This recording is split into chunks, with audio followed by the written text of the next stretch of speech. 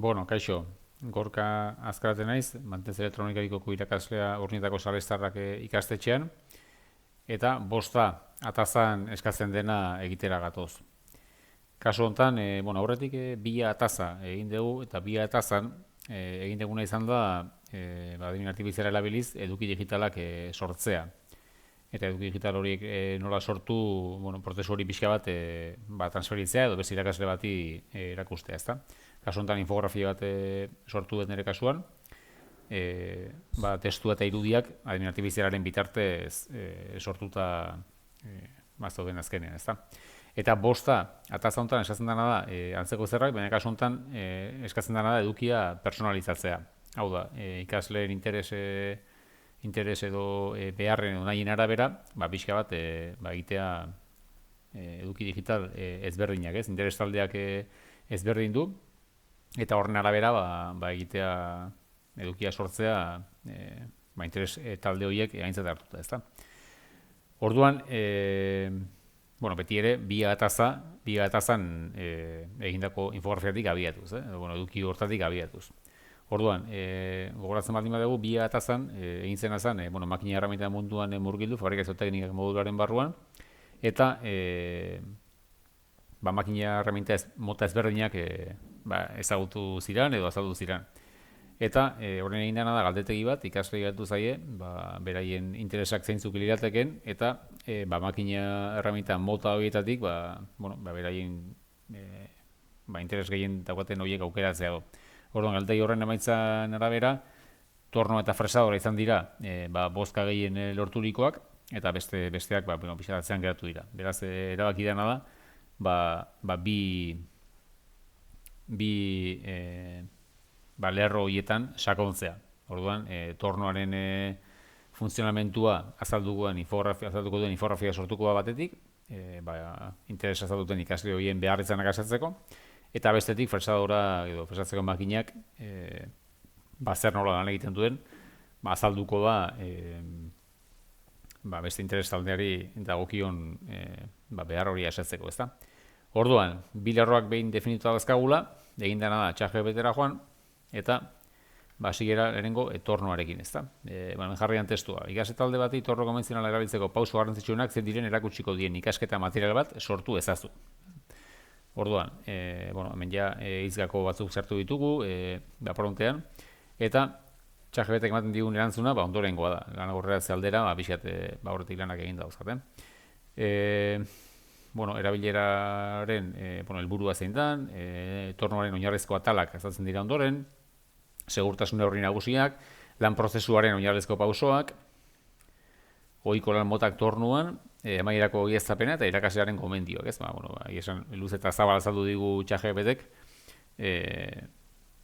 tornoa zer nola erabili daiteken, eta ikasketa material benetan, kompleto osatu digu. Orduan, hau luze txamarra tala batzita, hemen egin dudana da, esan dio, puntu dagoitza laburtzeko esatu dio ChatGPT-eri, ez? Eta, erantzuna baiezko beti bezala.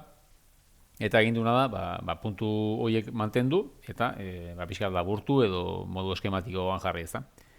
Eta hau bai eguntzat eman den material eduki bat da, edo informazio bat, eta hau izango da, infografia horretan sartuko dudana, beti ere lehenengo interes taldeari dagokiona, tornoari dagokiona. Orduan, hau eguntzat eman dut. Eta gauza berbera egin dut, fresatzeko makinarekin. Fresatzeko makinari dagokionez, esaldi berdina eseran. Ikasle talde bati fresatzeko makina konbentzionala erabiltzeko pauso garrantzitsuenak zen diren erakutsiko dien ikasketa material bat sortu ezazu, ezta? Eta, berak egin ditena, tornoarekin egin dian antzekoa, ez? Egitura berdina da. Eta, esan dago, ez, helburua, ez da fresatzeko makina bat, segurtasun arauak, urratsak, eta berdin egin dit, ez? Pixka bat hau laburtzeko eskatu, eta tornoaren egin ditan bezala, pixka bat modu eskematikoagoan jartzeko esatu diot. Orduan, berez, paraleloan bai torno eta fresadorako informazioa badaukat. Orduan, posible da baita ere, hori ez dut aipatu, tornoarekin egin eta adibidea. Nik eskatzen baita hemen informazioan zaten bat eta bukaeran. Nahi alduzu orain agurpen hau PDF edo infografia visual baten moduan prestatu dezadan ikaslean erabiltzeko. Infografia zuzenean, ChatGPT berak ere egin dezake, honi demora pixkaten eman dio, baina, bueno, esan dut, infografia mesedez, hau da egin dideana. Esan dut, harritzekoa da, ematen duen emaitza, kanbara joan beharrik gabe, ia, puntu horiek hemen nahiko xeetuta daudelako, ez da? Eta, bueno, hau erabili daiteke klasean erabiltzeko moduko mailako infografia bat sortu dit, batere lanik gabe, ez da? Baina, bueno, kanbaren aldeko apostua nola egin dugun, kanban egin dudana plantilla bat aukeratu, kasu honetan aukeratu eta infografia plantilla pila bat dazka, aukeratu eta hau. Eta hemen hasi naiz, hemen ja prestatu daukat. Torno konbentzionala, erabilera, eta helburua, atal nagusiak, esan ditugun puntuak jartzen. Hemen, ointxe sartuko naiz, irudiekin. Irudia sartu ditut baita infografia horretan, eta irudi horiek sortuta daude, adimen artifizialaren bitartez.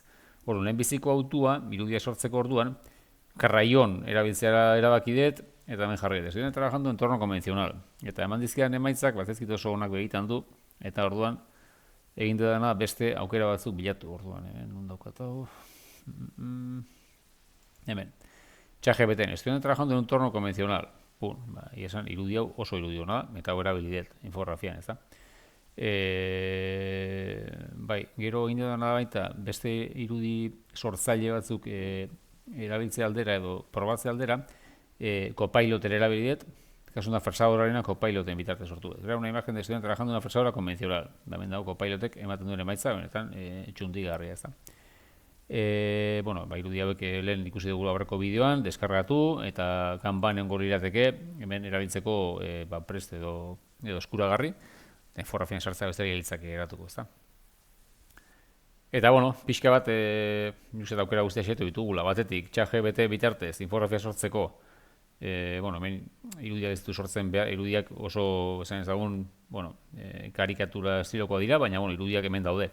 Eta bestera, ez badugu gontzat ematen ChatGPT emaitza zuzen hori, kanba bitartez, irudiak sortu, irudiak sortu ez, kanba bitartez, beste sortzaile batzutan sortutako irudiak kanbara ekarri, edukia ChatGPT bitartez sortu dugu, eta infografia egitea izango litzak beti ere, eskatu denen arabera, hau da, bi interes talde ezberdin identifikatu dira, eta bi atalean proposatu den eduki digitala, bi interes talde horietara egokitu da pixka bat, ez? Eta hau izan da pixka bat, bost atalean landu duguna. Eskerrik asko eta aurrengo bideo arte.